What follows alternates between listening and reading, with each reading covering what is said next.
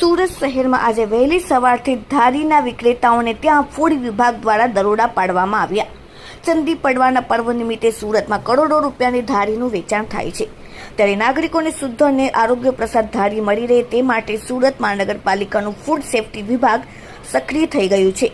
થોડા દિવસ અગાઉ ધારી બનાવવા માટે ઉપયોગમાં લેવાતા માવાના સેમ્પલ લેબોરેટરીમાં મોકલ્યા બાદ આજે શહેરમાં ધારીનું વેચાણ કરતા વેપારીઓની દુકાનોમાંથી ધારીના સેમ્પલની ચકાસણી માટે લેવામાં આવ્યા. મહાનગરપાલિકાના ફૂડ સેફ્ટી વિભાગે આ કાર્યવાહી માટે 10 ટીમોની રચના કરી. આ ટીમો દ્વારા સુરતના દરેક ઝોનમાં આવેલી ધારી વિક્રેતાઓની દુકાનો પર દરોડા પાડવામાં આવ્યા હતા. અત્યાર સુધીમાં આરોગ્ય વિભાગ દ્વારા ધારીના કુલ 15 જેટલા સેમ્પલ લઈને ચકાસણી માટે લેબોરેટરીમાં મોકલી આપવામાં આવ્યા છે. ઘણી જગ્યાએ ધારીમાં ભેળસેળ હોવા ઉપરાંત અખાદ્ય પદાર્થોનો ઉપયોગ થતો હોવાથી ફરિયાદો છેલ્લા કેટલાય સમયથી મળી છે. આ ફરિયાદોને ધ્યાનમાં રાખીને પાલિકાનું ફૂડ વિભાગ સતર્ક બન્યું છે. ફૂડ સેફ્ટી વિભાગના અધિકારીઓ કહ્યું કે લેબોરેટરીની તપાસમાં જો કોઈ સંસ્થા કે વેપારીના ધારીના નમૂના ફેલ થશે તો તેમની સામે પાલિકા દ્વારા કાયદેસરની કડક કાર્યવાહી કરવામાં આવશે. ફૂડ સેમ્પલનો રિપોર્ટ આવતા લગભગ 15 દિવસનો સમય લાગતો હોય છે.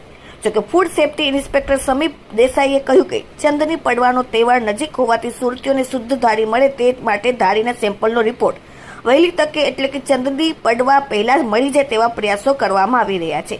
આ રિપોર્ટના આધારે જ ભેળસેળયુક્ત ધારીનું વેચાણ અટકાવવા માટે પગલાં લેવામાં આવશે.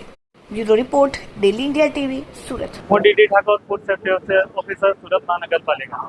આગામી ચંદી પડવાના તહેવાર નિમિત્તે આરોગ્ય અધિકારી શ્રી અને ડેઝિગ્નેટેડ ઓફિસર સાહેબ શ્રી તથા deputy commissioner health and hospital સાહેબ શ્રીની સૂચના અન્વયે સુરત મહાનગરપાલિકામાં વિસ્તારમાં આવેલી મીઠાઈઓની દુકાનો કે જ્યાં ધારીનું ઉત્પાદન કરવામાં આવે છે અને વેચાણ કરવામાં આવે છે તે સંસ્થાઓની આજે તપાસણી કરવા અંગેની કાર્યવાહી ચાલી રહી છે. સદર સંસ્થાઓમાંથી ગાડીના નમૂના લઈ પૃથ્થકરણ અર્થે પબ્લિક હેલ્થ લેબોરેટરી સુરત મહાનગરપાલિકા પ્રત્યે મોકલી આપવામાં આવશે અને જેનો પૃથ્થકરણ અહેવાલ આવ્યો છે આગળની કાર્યવાહી કરવામાં આવશે.